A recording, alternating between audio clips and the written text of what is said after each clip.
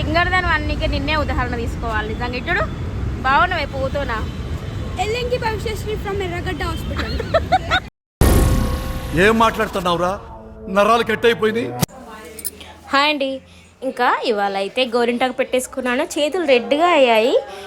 ఇవాళ ఇంట్లో ఉంటున్నాను కదా, అమ్మవారి గుడికి అయితే వెళ్దామని పెసరపప్పు బియ్యంతో పరమాన్నం అయితే చేశాను. ఇంట్లో అమ్మవారికి అయితే పెట్టుకున్నాను. సో ఇంకా గుడికి అయితే వచ్చానండి, చాలా రోజులు అవుతుంది.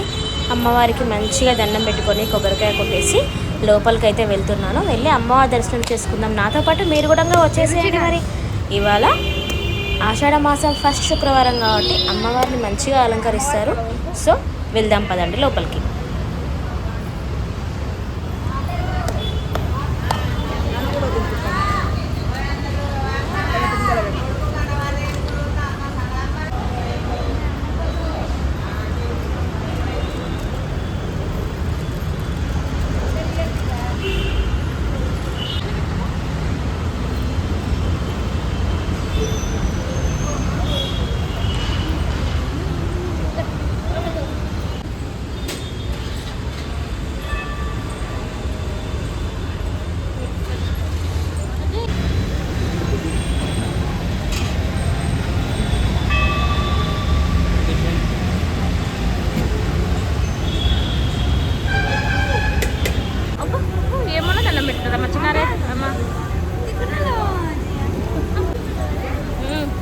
పచ్చి నీ నిజంగా ఎప్పుడు కడుక్కోవాలి కదా, ఎప్పుడు కడుక్కోవాలి.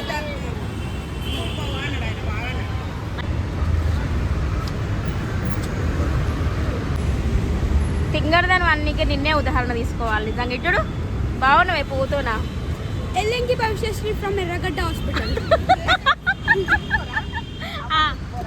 2426 ఏదైనా వస్తాయండి. ఏమో ఏది ఉందో చూస్తా, కట్ చేసి ఆరెంజ్ ఉన్నాయి కదా, రెడ్ కావుగా. ఏమైతే పట్టు వద్దు, నాకు రెడ్డే కావాలి. రెడ్ ఉంటే చూడు, లేదంటే మళ్ళీ వస్తా. ఇది వేసుకుంటే బంగారము వస్తుందట, కొంటామంట. వెనుకకు లాయరం ఉంటుంది, ఆమె ప్రతిసారి ఏ గాజని వేసుకొని ఈ గాజు మాత్రం ఖచ్చితంగా వేస్తుంది. ఎందుకు కొని ఎన్నిసార్లు అంటే నా దగ్గరనే ఉంటుంది ఎక్కువ శాతం అట్లే అని చెప్పింది నాకైతే. ఇక నేనైతే రెడ్ అనేది తెచ్చిన, నేనైతే ఆరెంజ్ అని తేలేదు.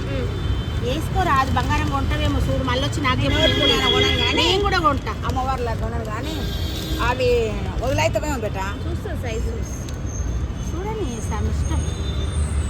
చెప్పమ్మా ఏంటిది, అది నీకెందుకు? అమ్మవారి దయ అంటే మన చేతులు ఏది ఏడా కష్టపడి ఆస్ట్రేలియా ఎంఎస్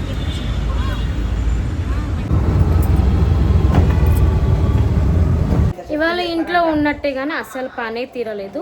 టెంపుల్కి వెళ్ళొచ్చాక నాన్న నేర్చుకుని హాస్పిటల్కి వెళ్ళాను. కళ్ళు మూసుకొని తెరిచే లోపల హాలిడే లీవ్ అయితే అయిపోయింది. అదే డ్యూటీకి వెళ్తే మాత్రం అసలు ఎంతకు సరిపోదు. ఓకే అండి, మళ్ళీ ఇప్పుడు కూడా వంట చేసుకోవాలి. బాయ్.